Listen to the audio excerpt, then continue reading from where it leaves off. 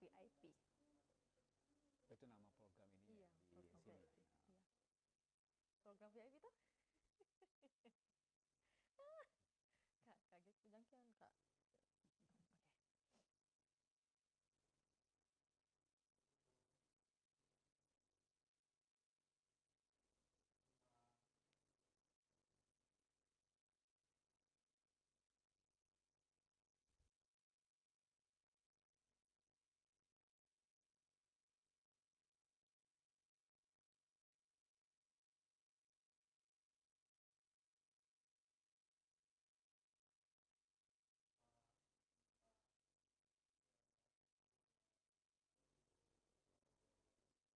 Ya, Assalamualaikum warahmatullahi wabarakatuh. Shalom, Om Swastiastu, Namo Buddhaya, dan tentunya salam kebajikan buat Tribuners dimanapun Anda berada.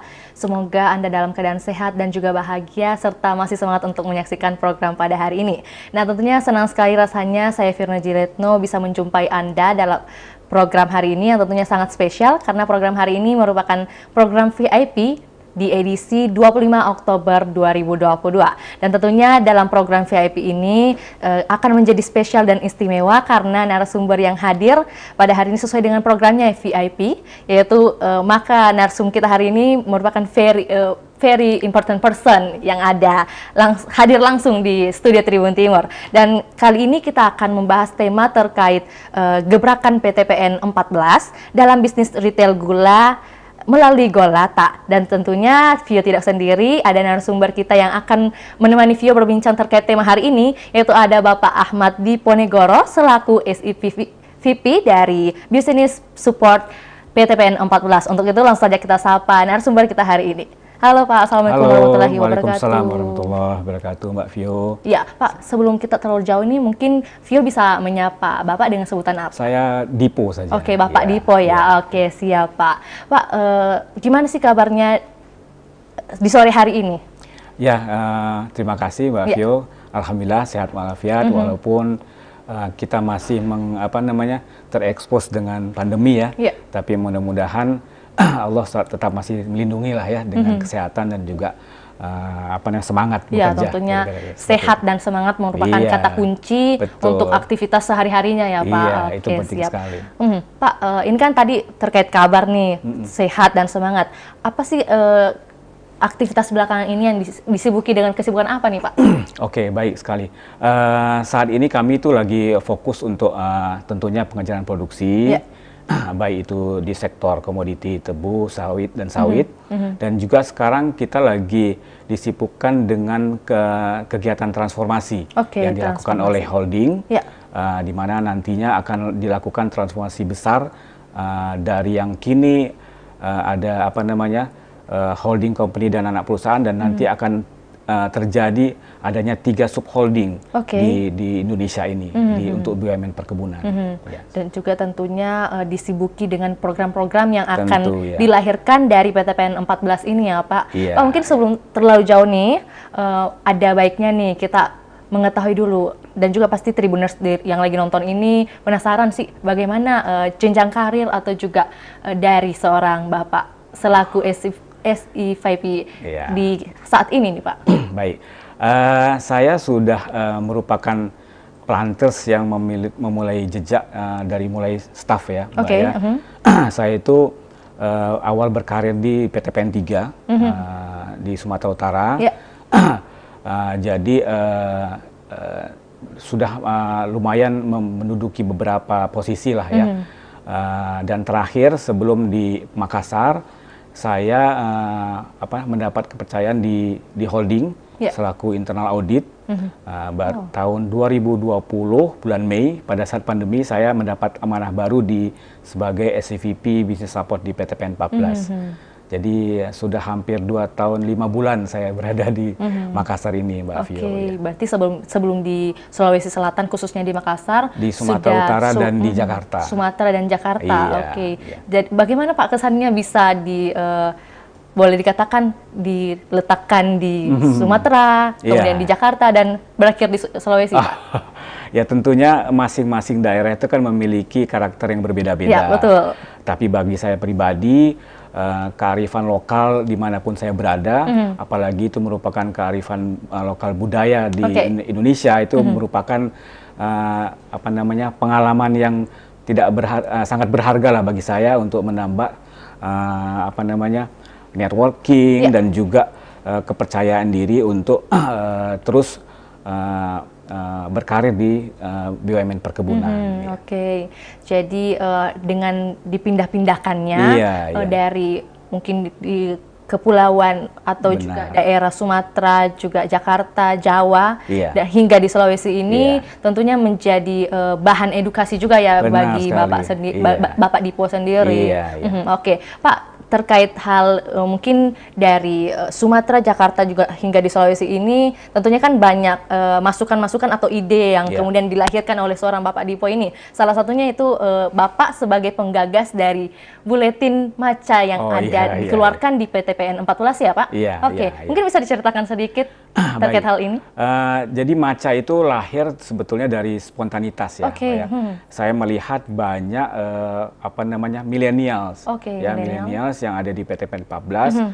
Jadi hampir 40% sekarang karyawan di PTPN 14 itu adalah milenial. Dan saya mencetuskan ide itu untuk memancing apa namanya, kompetensi beberapa milenial yang hobi ataupun minat dalam hal jurnalistik. Karena saya melihat PTPN 14 ini belum memiliki media yang bisa meng-capture kegiatan-kegiatan positifnya. Nah, pada saat itu kebetulan ide saya itu ditangkap secara responsif, ada 7 orang yang waktu itu langsung menyatakan minat, dan secara spontan kami mendirikan Maca ini. Dan alhamdulillah Maca ini sudah eksis hampir 1 tahun lebih, 12 terbitan, dan sampai dengan sekarang itu masih aktif lah untuk terbit dalam 2 bulan sekali. Dalam 2 bulan, 2 bulan sekali saat ini. Dari dalam buletin itu Pak, ada berapa halaman nih? Kalau halamannya itu tergantung beritanya, tergantung konten ya Pak.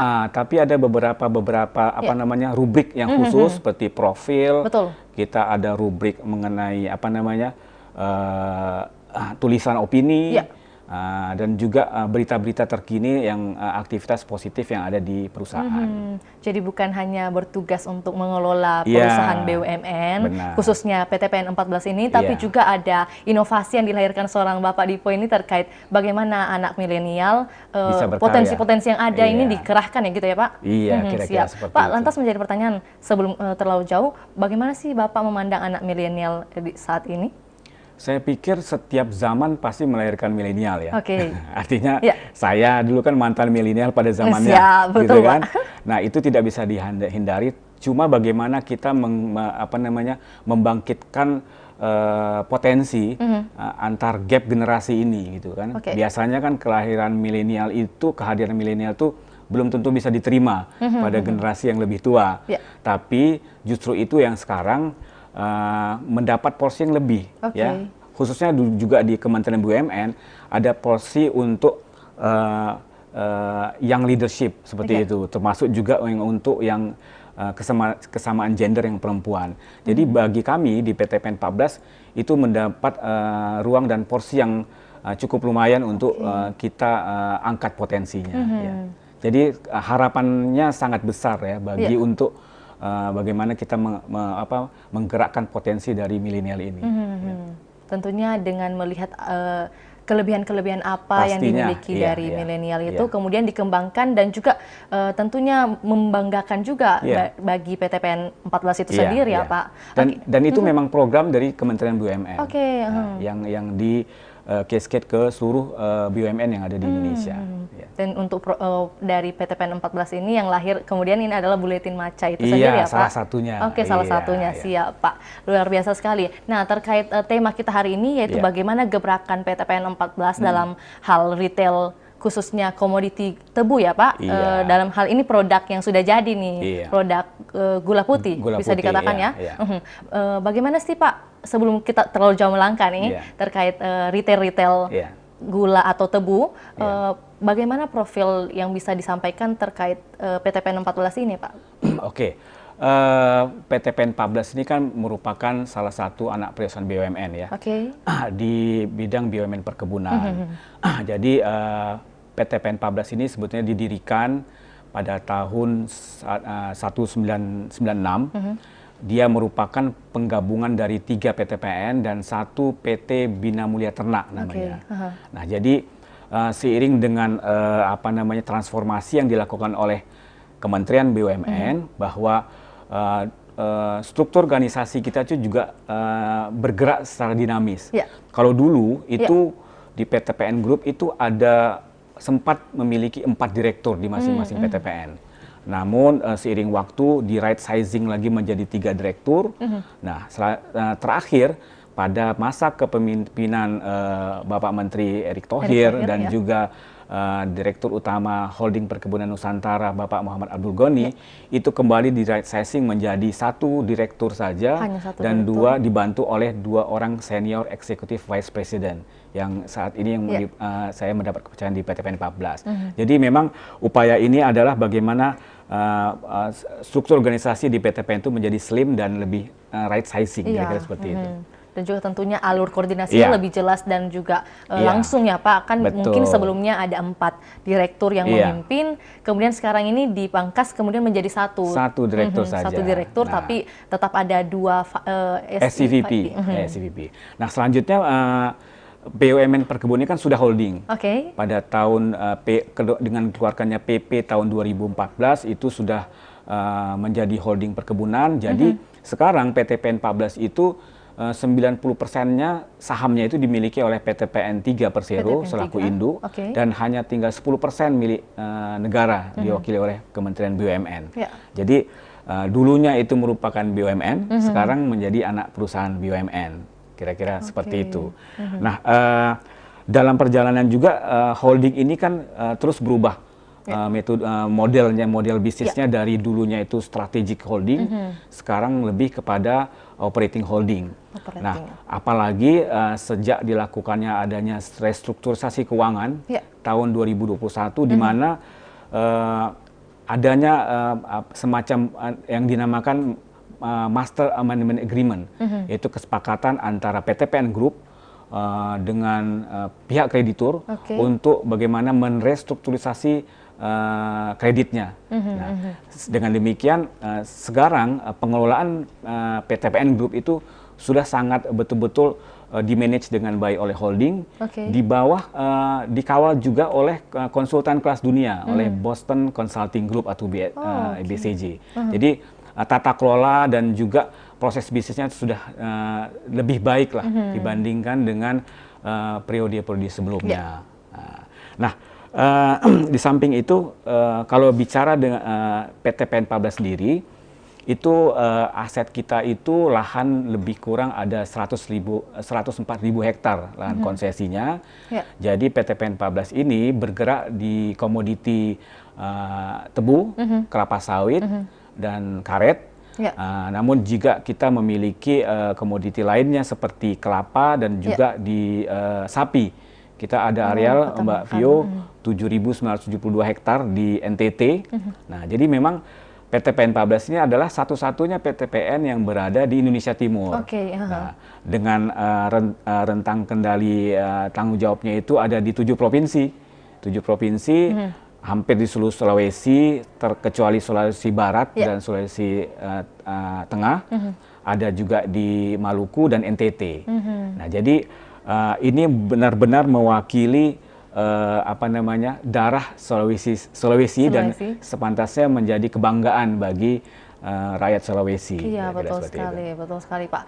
Jadi dengan adanya PTPN 14 ini yang kemudian merupakan induk dari perusahaan BUMN yang perseroan 3 ya Pak, kalau bisa dibilang. Iya, induknya PTPN 3. PTPN 3. Kemudian menjadi kebanggaan bagi masyarakat Sulawesi Selatan itu sendiri karena memiliki luas lahan sebesar 104.000 hektar. Bisa dikatakan sudah progresnya pengelolaannya sudah sampai mana nih, Pak? Memang optimalisasinya memang baru sekitar 50%. Nah, memang itulah merupakan sebetulnya daya tarik bagi PTPN Group karena sekarang sudah menjadi holding. 50%-nya lagi itu kita lagi menggerakkan untuk dioptimalkan bekerja sama dengan PTPN Group lainnya. Nah, jadi kira-kira PTPN 14 itu bisa menjadi sumber land bank lah bagi PTPN Group. Ya. Pak, terkait PTPN 14 ini kan tentunya dalam suatu corporate itu punya visi misi nih Pak. Visi misi dari PTPN 14 ini mungkin bisa dijelaskan sedikit Pak? Nah, visi PTPN 14 itu adalah kita ingin punya visi untuk menjadi perusahaan agribisnis yang sehat, inovatif, tangguh, dan berkarakter dalam rangka untuk mendukung kemajuan negeri. Nah, sementara untuk misi kita itu fokus kepada operational excellence, bagaimana misi kita untuk meningkatkan kompetensi SDM-nya, dan juga perbaikan sistemnya, dan juga untuk mengoptimalkan aset-aset yang tadi saya sebutkan. Ya, itu adalah fokus dari PTPN, manajemen PTPN 14 pada saat ini. Ya. Bagaimana mengelola komoditi-komoditi yang ada ya Pak, dan tentunya yang beragam ini mulai dari tebu, bisa dibilang kopi, sawit ya. Pak, karet juga ya? Karet juga, siap Pak. Pak, terus kalau boleh dikatakan ini kan perusahaan BUMN ini kan milik negara nih. Pasti ada semboyan atau juga moto yang kemudian lahir nih dari perusahaan-perusahaan yang ada, khususnya PTPN 14. Itu seperti apa Pak? Kalau bicara semboyan, memang itu mungkin lebih dekat kepada corporate culture ya. Jadi sejak kepemimpinan Pak Erick Thohir, seluruh BUMN itu memiliki satu corporate culture yang sama, yaitu akhlak.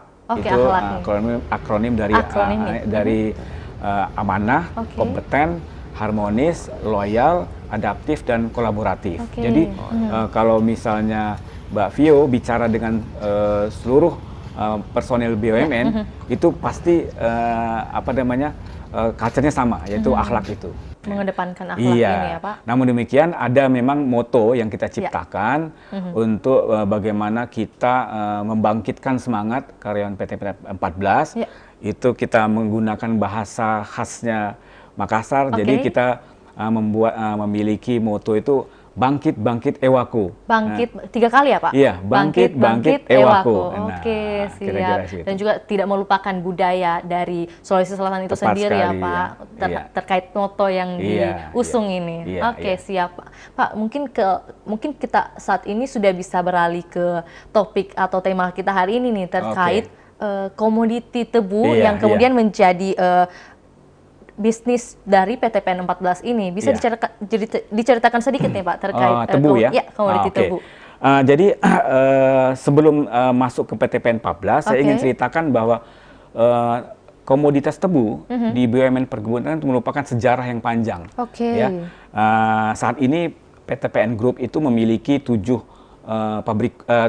PTPN yang mengelola gula, berada di Sumatera Utara, Lampung, Jawa Tengah, Jawa Timur, dan juga Sulawesi Selatan. Nah, jadi total pabrik gula yang dikelola itu ada 43 unit pabrik gula. 43 unit dengan kapasitas 123.000 TCD. Jadi istilahnya TCD itu ton cane per day. Jadi tebu yang diolah per hari itu ada 123.000 ton.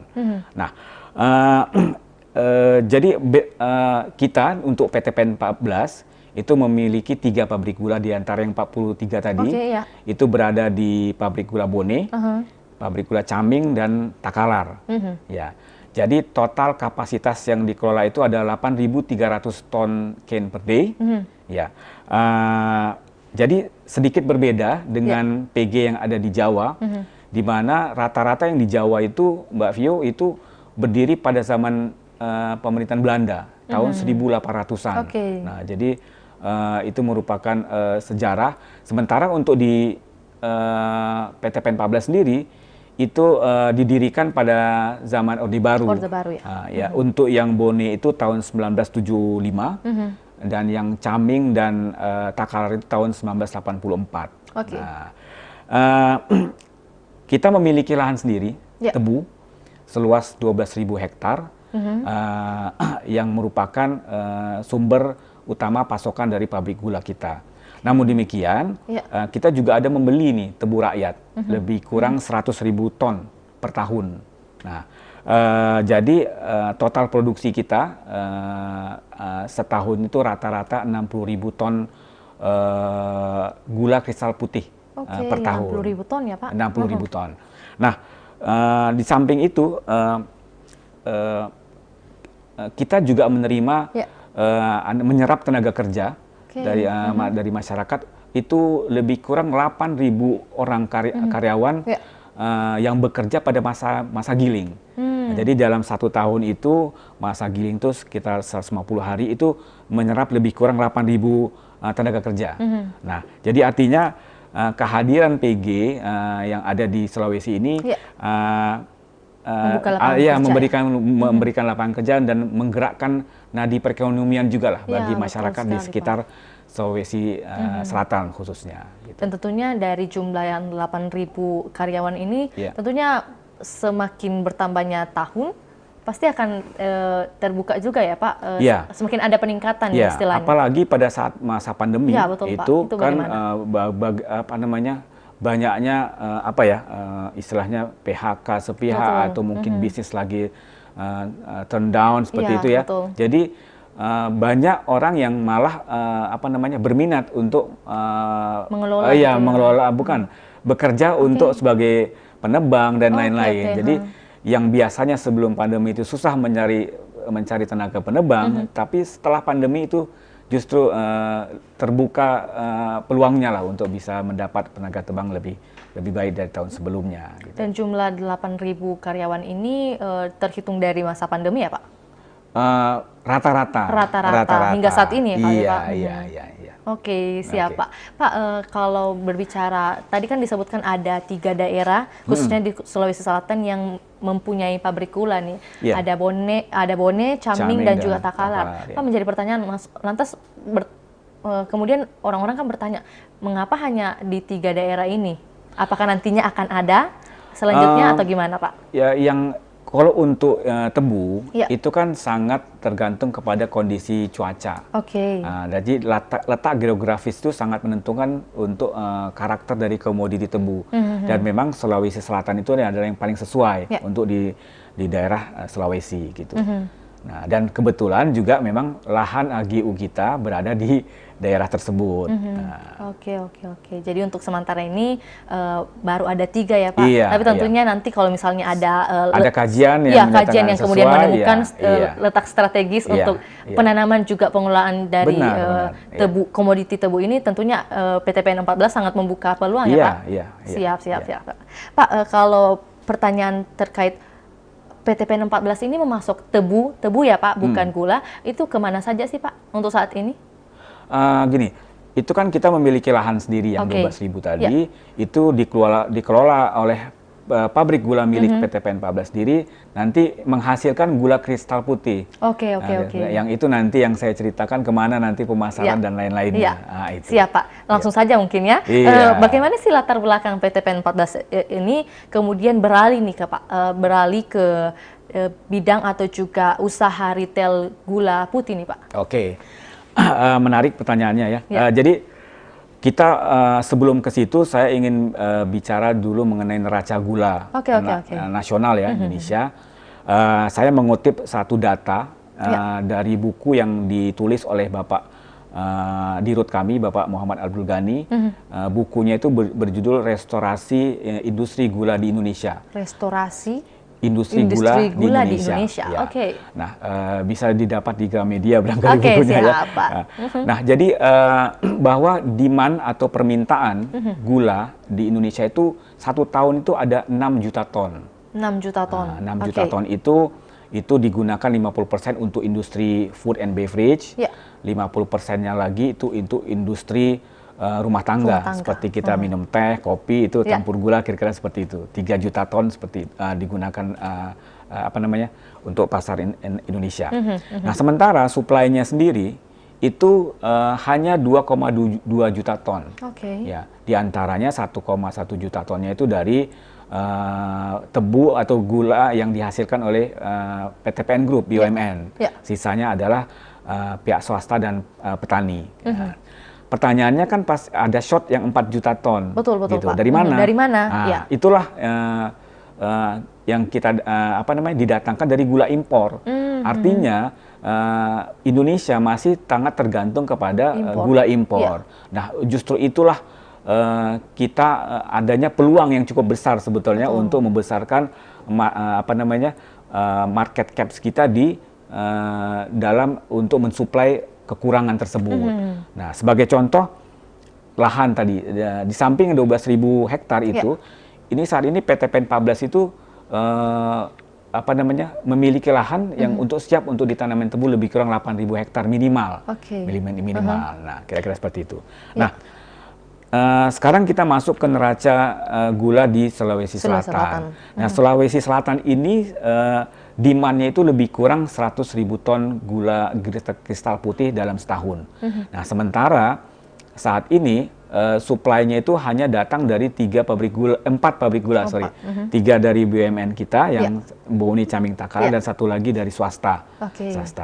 Jadi kapasitas dari 4 itu ada 9.600 TCD, menghasilkan lebih kurang 63.000 ton gula kristal putih.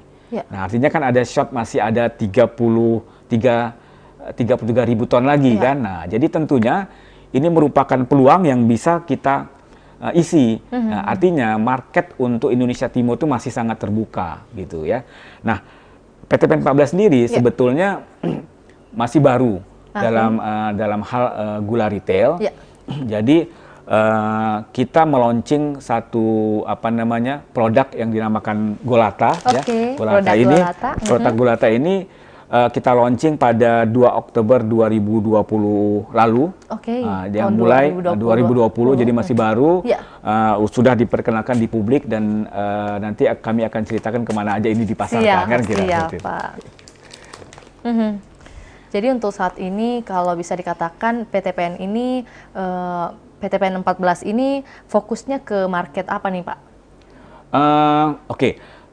Saat ini memang kita masih 80% menangani untuk market bulky istilahnya, yaitu gula dengan partai 50 kg satu kemasan. Jadi yang 20%-nya lagi itu baru kita beranikan diri untuk masuk ke pasar retail.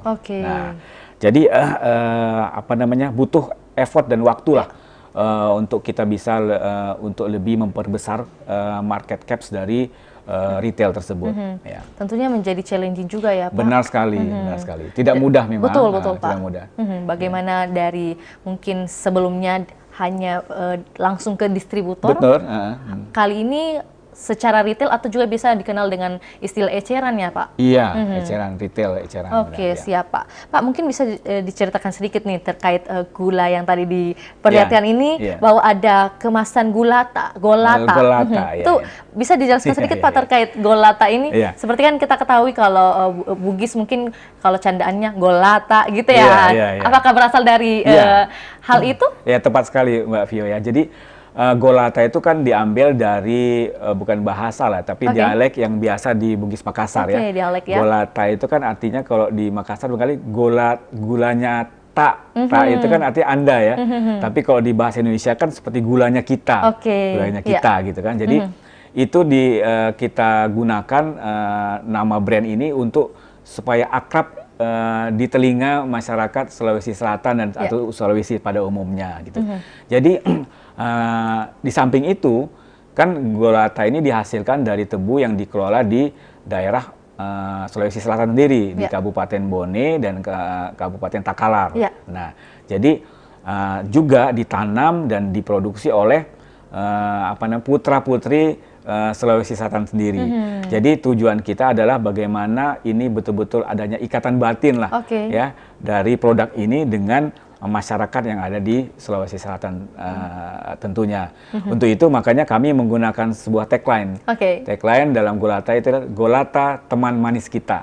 Golata teman manis kita. Siap, Pak. Buat Tribuners ini mesti ingat-ingat nih kalau misalnya lihat kemasan Golata yang berwarna hijau juga ada orange-orange-nya, itu langsung mengingat tagline teman manis kita gitu ya. Siap, Pak. Pak, kalau dari harapan pemilihan nama Golata ini apakah sama dengan tujuan pemilihan namanya? Iya, persis sekali, iya.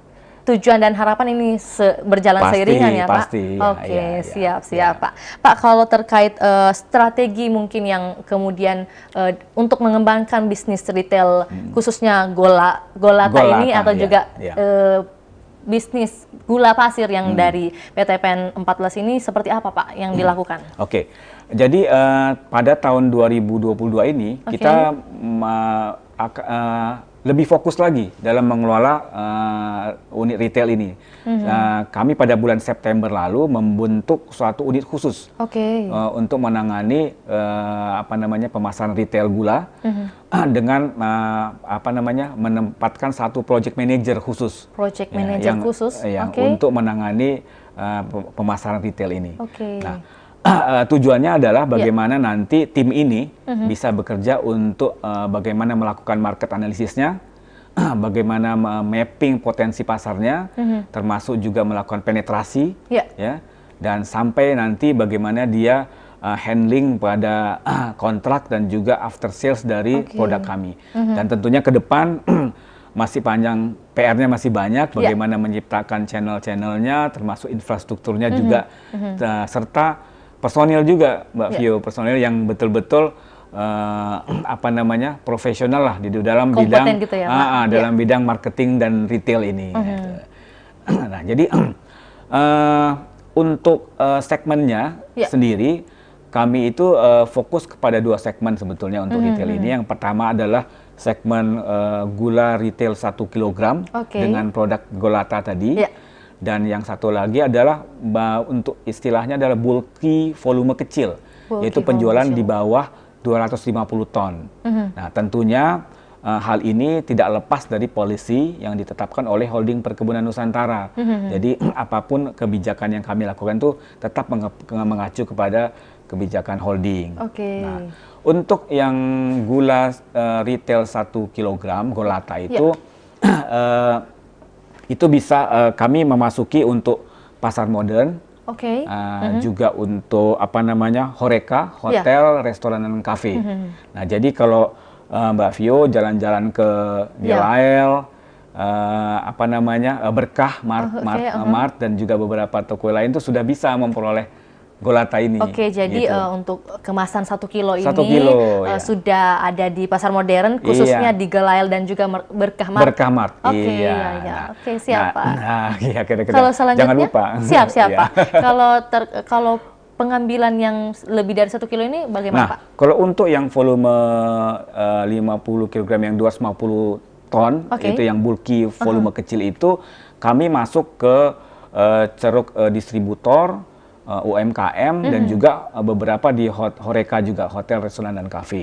Gitu. Dan jadi tentunya ini sebetulnya dari segi margin ini lebih gede dibanding yang 1 kilo. Namun demikian kan masih banyak yang perlu kita benahi lah, karena memang kita masih baru dan juga itu merupakan challenging lah buat tim dari tim retail ini gitu. Nah, di samping itu juga kami sudah mulai masuk ke pasar digital juga, Mbak Vio. Sudah mengikuti perkembangan zaman ya, Pak. Jadi Mbak Vio juga bisa membeli Golata ini di Tokopedia. Di ada namanya aplikasi Padi BUMN. Padi BUMN. Semacam Tokopedianya tapi milik BUMN.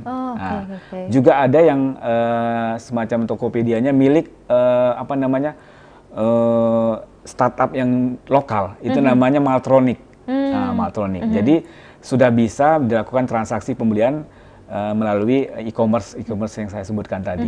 Gitu. Jadi bukan hanya di pasar modern, tapi juga sudah digital. Berkembang ke digitalisasi, mengikuti perkembangan zaman juga ya Pak. Betul. Sudah berkaprah nih kalau bisa dibilang ke Tokopedia seperti yang disebutkan tadi, dan juga ada aplikasi khusus dari BUMN yaitu Padi BUMN. Menyesuaikan dengan kondisi zaman.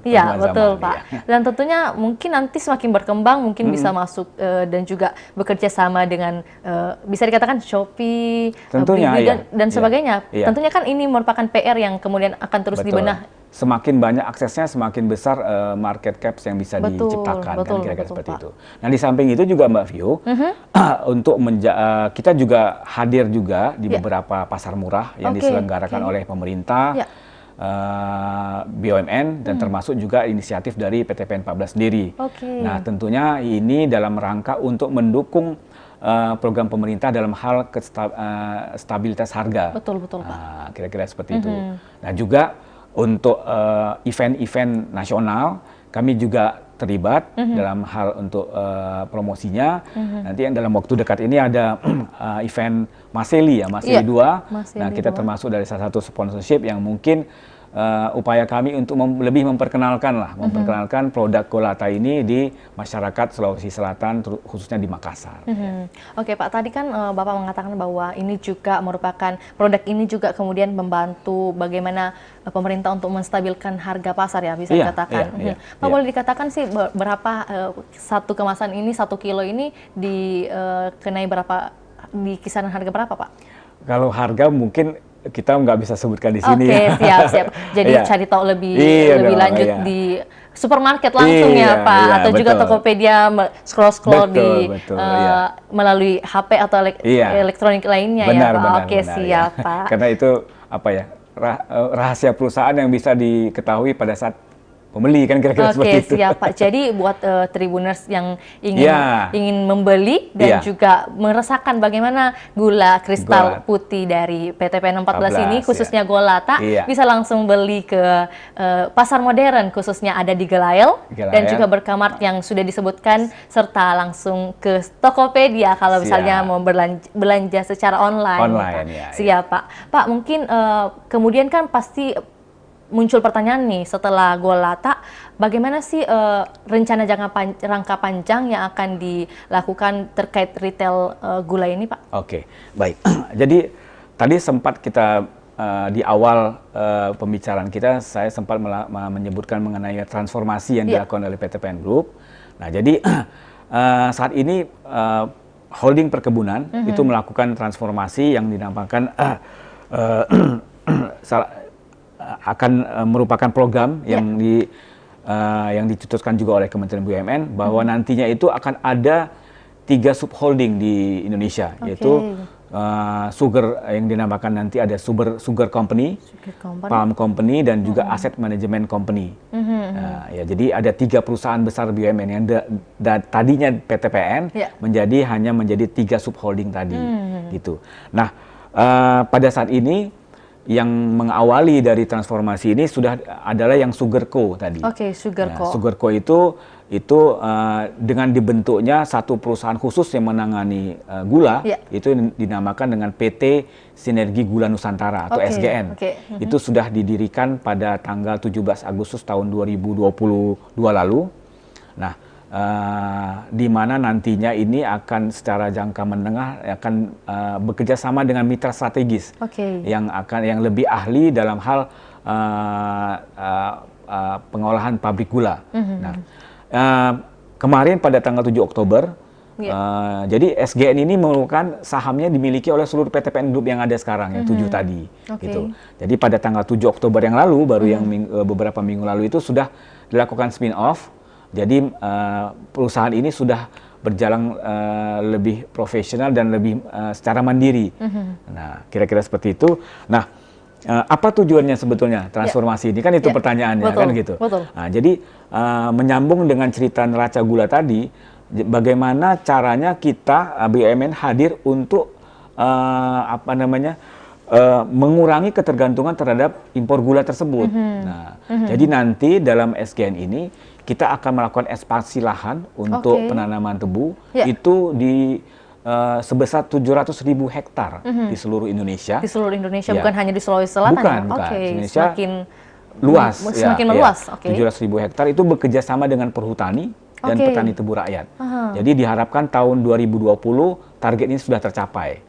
Nah, seperti yang kita sampaikan tadi, jadi nantinya apabila ini dilakukan, harapannya adalah market caps kita itu dari 50% tadi sebagai produsen gula untuk pasar nasional meningkat menjadi 60-70%. Ya, dengan tujuan yang tadi saya sebutkan, mengurangi gap dari impor gula tersebut. Ya, betul. Nah, jadi artinya BUMN hadir dalam kondisi ketergantungan kepada mencari solusi untuk ketergantungan terhadap gula impor tersebut. Betul. Jadi bagaimana mengupayakan iya. Komoditi atau juga lahan-lahan yang ada di Indonesia itu sendiri ya Pak? Karena ini kan isunya adalah ketahanan pangan, Mbak Vio, kan? Ketahanan pangan. Nah, jadi harapannya juga kaitannya dengan retail. Nah, kan apabila ceruknya sudah tersedia, produksinya sudah baik, kan sebetulnya kan peluang kita untuk masuk retail itu kan menjadi lebih besar, gitu kan? Nah, itu yang ingin dimanfaatkan oleh PTPN Group. Nah, nanti kami saat ini memang masih menunggu apakah nanti pada saat sudah penggabungan 3 subholding nanti, apakah nanti retail ini dikelola oleh holding atau aset manajemen co, itu nanti kami akan menunggu polisi lebih lanjut dari holding tentunya. Jadi saya pikir dengan kondisi ini khususnya untuk yang Indonesia Timur itu sangat terbuka luas ya, luas. Di mana memang produsen untuk gula itu kan lebih banyak di Jawa ya, Jawa Timur, Jawa Tengah. Jadi market di Indonesia Timur ini tentunya tidak bisa dianggap sebelah mata, merupakan peluang yang cukup besar ke depannya, Mbak Vio. Nah, gitu. Namun tentu masih mendatangkan hasil juga ya Pak, tentunya. walaupun tidak sebesar yang seperti yang dikatakan Bapak, bahwa di Jakarta ini produsennya bisa dikatakan sangat besar dibandingkan di Sulawesi Selatan itu sendiri. Gitu. Tapi gini juga Mbak Vio, untuk Indonesia Timur ini bukan hanya gula saja. Gitu. Ada apa nih lah Pak, selain gula yang menjadi komoditi unggulan nih yang bisa dikatakan ya Pak? Jadi BUMN perkebunan itu kan produk komoditi utamanya kan ada kelapa sawit, yang menghasilkan minyak goreng, ada juga yang kopi, ada juga teh. Nah, gitu. Jadi pasar retail itu sudah dimulai oleh PTPN Group dengan beberapa produk ya, seperti yang ini. Ini ada dari PTPN 8 namanya Golpara. Ini dari PTPN 8. Nah, ini sudah juga bisa didapat di Gilael. Gilael juga ada yang namanya teh butong ya. Teh butong ini dari PTPN 4 di Medan, Medan. Nah, jadi peluang-peluang seperti ini dan juga kopi. Kita ada kopi ini yang saya bawa ini, ada kopi Ijen dari PTPN 12. Ada juga kita punya Banaran juga dari PTPN 9 gitu. Dan itu merupakan peluang yang sangat besar untuk bisa ekspansi di luar Jawa dan Sumatera gitu kan, untuk pasar yang di Sulawesi, khususnya Sulawesi Selatan. Nah, itulah makanya kami sudah mulai merintis untuk membentuk satu unit khusus yang menangani itu, yang nantinya harapannya ke depan apabila nanti market retail ini diperbesar melaluinya adanya subholding tersebut, kami sudah siap. Nah, kami sudah siap sambil juga terus belajar untuk menyiapkan infrastruktur dan juga personilnya. Betul Pak. Jadi bukan hanya lahan yang menjadi keunggulan, tapi juga dari segi SDM-nya itu penting sekali. Betul Pak, apalagi kan juga mengingat bahwa ada akhlak ini yang perlu dimiliki oleh SDM-SDM yang nantinya bekerja di PTPN 14 ini Pak. Siap. Pak, kalau ini kan tadi dari PTPN 4 ya Pak, kemudian kan sudah dipasarkan di Makassar juga ya Pak? Belum, kalau yang ini belum. Belum dipasarkan, tapi juga merupakan produk dari PTPN Group. Itulah yang merupakan visi kita ke depan untuk retail di PTPN 14 ini, untuk bisa menjadi distributor ataupun menjadi prinsipal dari produk-produk yang ada PTPN Group di wilayah Sumatera dan juga Jawa. Gitu. Nantinya akan dimasukkan di market-market ini? Tentu dong. Di targetnya pada tahun ini atau tahun depan nih Pak? Kita akan mulai tahun depan. Tahun depan ya. Untuk masuk ke karena kalau sudah ready nih, produknya sudah ready, barangnya tinggal sudah ready, aksesnya betul aja. Pak, betul. Dan tentunya bagaimana sistem atau juga kerjasama kemudian dari PTPN dan juga market-market yang ada di Kota Makassar itu sendiri ya Pak. Siap Pak. Pak, lantas menjadi pertanyaan nih, pasti pada bertanya-tanya kendala atau tantangan apa sih yang dirasakan dalam PTPN 14 ini, kan mungkin pasti saja ada kendala nih, mungkin bisa bagi share-share atau unek-uneknya nih Pak. Oh gitu ya. Iya. Nah, memang kendala yang kita hadapi mungkin memang kesiapan SDM dalam hal retail ya. Jadi memang itu kan merupakan yang talenta yang selama ini belum dimiliki oleh PT PEN 14 karena memang menangani produk komoditi bulky dengan yang retail itu merupakan sebuah segmen yang sangat berbeda. Berbeda dan tentunya memiliki perlu memiliki hanya edukasi dan kompetensi khusus yang harus diisi. Nah, tapi itu kan tentunya bisa dipelajari, ya, bisa dipelajari dan juga bisa diisi. Tentunya dengan adanya holding perkebunan, gap itu kami meyakini itu bisa diisi secara cepat lah. Gitu. Apalagi tadi memanfaatkan talenta-talenta dari milenial tadi yang punya spirit, spirit dan juga inovasi yang kadang-kadang agak-agak berbeda ya dari generasi yang sebelumnya. Itu sangat dekat dengan karakter segmen retail itu sendiri kan, kira-kira seperti itu. Jadi pada intinya bagaimana kendala-kendala yang ada ini nantinya akan diupayakan dengan kehadiran milenial yang ada di PT PEN 14 itu ya Pak? Siap Pak. Pak, lantas bagaimana sih bentuk campaign atas bisnis retail yang ada ini? Untuk saat ini bagaimana Pak campaign yang sudah dilakukan? Ya, kami melakukan banyak upaya-upaya memperkenalkan produk tadi, termasuk juga hadir di beberapa media-media seperti Tribun, ya, sehingga nanti bisa Tribuners juga bisa mengenal lebih dekat dengan produk kita, gitu kan? Nah, di samping itu juga kami juga seperti yang saya sampaikan tadi, kita hadir di beberapa event-event nasional, ya, supaya bisa berperan dan terlihat lah, terlihat di bagaimana eksistensinya gitu. Nah, di samping itu juga kami juga berupaya untuk mengikuti program yang disusun oleh holding. Jadi holding juga mempunyai subdivisi retail sendiri, ya, yang memang direkrut dari orang-orang yang memang berkompeten sendiri. Nah, tadi saya lupa, ada satu produk lagi, Mbak Vio, yang merupakan produk yang dikeluarkan oleh untuk BUMN PT PEN 3, yaitu Nusa Kita ini. Ada produk Nusa Kita ya Pak? Nah, pada waktu itu ini langsung di launching oleh Pak Menteri, Pak Erick Thohir. Jadi produknya adalah yang gula tebu murni dan juga untuk minyak gorengnya. Minyak goreng sawit. Minyak goreng sawit. Mungkin bisa dijelaskan sedikit Pak, ini merupakan produk yang nantinya juga hadir tentunya di seluruh Indonesia ya Pak? Seluruh Indonesia. Jadi nanti mungkin akan ada segmen tersendiri di samping sudah menggunakan brand nama lokal, tapi secara nasionalnya kita menggunakan produk namanya Nusa Kita ini. Gitu.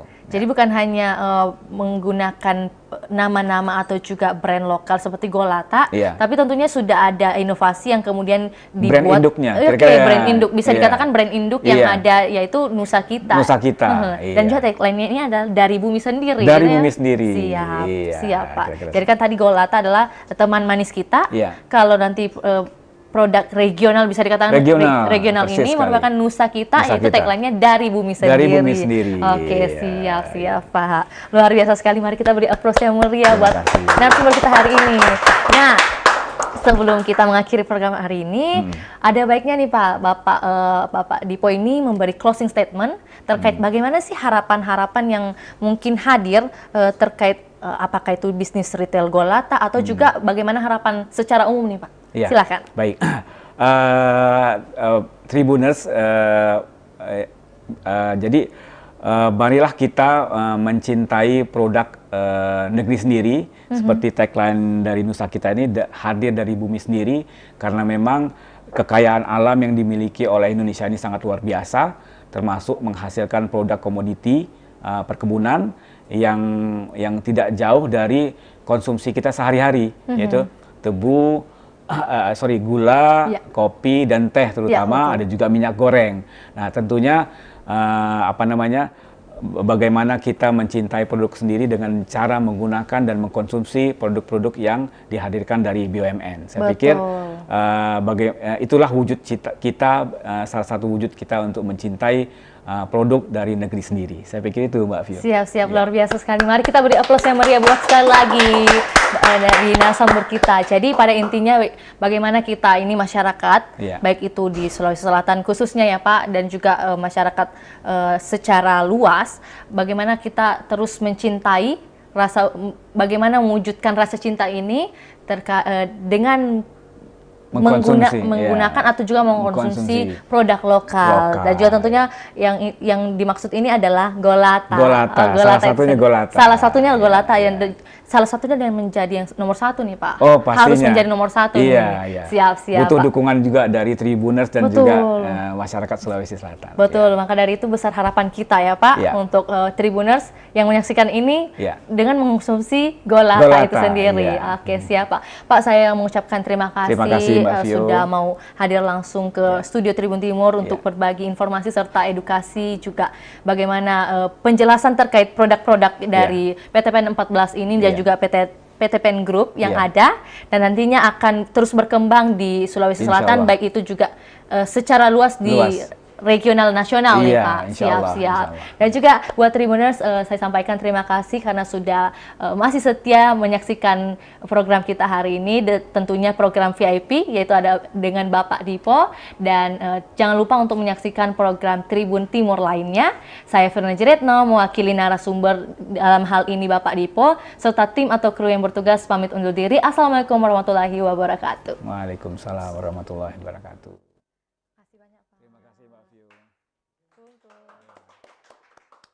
Lancar nggak tadi ya? Lancar ya? Lancar Pak. Saya yang deg-degan. Hah? Saya yang deg-degan loh. Malah saya nggak deg-degan, saya keringetan. Foto-foto dong Kak. Ayo foto.